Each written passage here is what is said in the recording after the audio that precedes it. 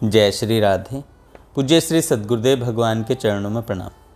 पूज्य श्री राधा बाबा कहते हैं, भाई जी ने एक दिन सत्संग में बहुत ही मर्म की बात कही थी। एक विषयों के लिए रोता है और एक मनुष्य भगवान के लिए रोता है। जो विषयों के लिए रोता है उसके तो आदि मध्य अंत में दुख ही दुख है, क्योंकि विषयों में दुख ही दुख है। और जो भगवान के लिए रोता है उसके आदि मध्य अंत में सुख ही सुख है, क्योंकि भगवान में सुख ही सुख है। विषयी का मन रोते समय विषय में तदाकार होता है। इसका अर्थ है कि उसका मन दुख में तदाकार होता है, और भगवान के लिए विरह में रोने वाले का मन भगवान में तदाकार होता है। इसका अर्थ यह है कि उसका मन आत्यांतिक सुख से तदाकार हो रहा है। एक बात विचारिए, भोले भाले बच्चे एवं सुंदर स्त्री की ओर आंखें जाती हैं, पर विचार करके देखिए इनके शरीर के भीतर क्या है। हाड़ मांस मल मूत्र गंदी से गंदी चीज़ें भरी हैं, फिर भी भ्रम हो जाता है और आंखें बरबस चली जाती हैं, तथा मन भी यह कहता है कि देखो कैसे सुंदर हैं। अब सोचिए कि यह भ्रम क्यों होता है। इनमें आंशिक रूप से श्री कृष्ण मौजूद हैं और वे हैं, इसलिए यह भ्रम हो जाता है कि यह सुंदर है। फिर भला स्वयं श्री कृष्ण जिस नटवर नागर मुरलीधर के रूप में जिस समय नटवर नागर मुरलीधर के रूप में किसी के सामने आ जाते होंगे, उसकी क्या दशा होती होगी। जिनकी एक चमक मात्र से ऐसा भ्रम हो जाता है कि हांड मांस मल मूत्र का थैला इतना सुंदर प्रतीत होने लगता है। फिर जब वे ही स्वयं निज रूप से जिस समय दर्शन देते होंगे, उस समय की दशा कितनी विचित्र होती होगी। सचमुच ही यह जो कुछ है सभी श्री कृष्ण है। एक श्लोक भगवान ने भागवत में कहा है, इतना साफ कि क्या बताऊं, पर हमारा विश्वास नहीं है, इसलिए हम दुखी हैं। भगवान कहते हैं कि मन से वचन से दृष्टि से तथा और सभी इंद्रियों से जो ग्रहण होता है वह मैं हूँ, इस बात को जान लो। अब विश्वास हो तो अपने पुत्र या स्त्री को तो आँख से आप देखते ही हैं, और आँख से देखी हुई चीज़ श्री कृष्ण कहते हैं कि मैं हूँ, फिर उनके व्यवहार से दुख क्यों होगा। श्री कृष्ण का स्पष्ट ध्यान नहीं होता तो श्री कृष्ण की सेवा के उपकरणों का ही ध्यान कीजिए। भावना कीजिए भगवान को धूप दे रहे हैं।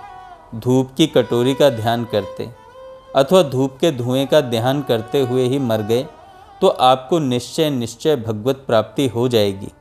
ब्रज के पेड़ का ध्यान करते हुए मरे पर आपको प्राप्ति होगी श्री कृष्ण की, क्योंकि वहाँ का पेड़ श्री कृष्ण ही है। वह पेड़ यहाँ की तरह जड़ नहीं है। मान लें कोई ध्यान करता है, वन से श्री कृष्ण लौट रहे हैं। संगमरमर की सड़क है, आगे पीछे गायें।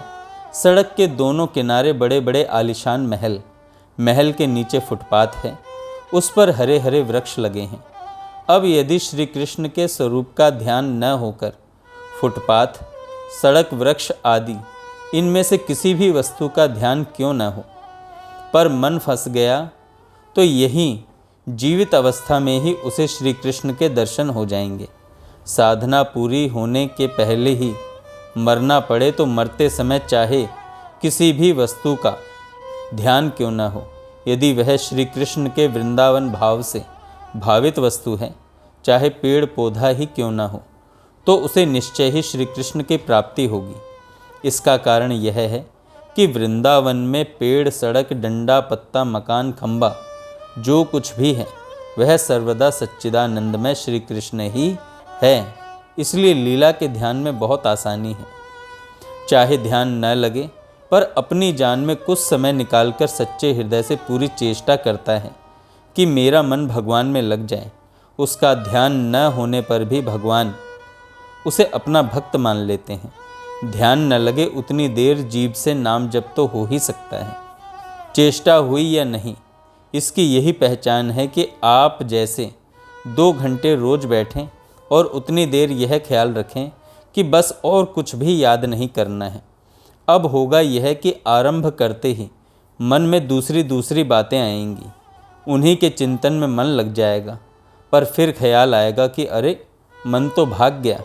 बस यह ख्याल आते ही यदि आपने उतनी बार सच्चाई के साथ उसे जोड़ने की चेष्टा की, तब तो समझना चाहिए कि पूरी चेष्टा हुई। यह न होकर जब ध्यान करने बैठें और दूसरी व्यापार संबंधी बातों में मन भाग गया, तथा फिर जब याद आया तो याद आने पर भी उन्हीं बातों को सोचने लग गए और यह कहने लगे कि क्या करें, जब ध्यान नहीं होता तब व्यापार की ही बात सोच लें। ऐसा करना ही पूरी चेष्टा नहीं करना है।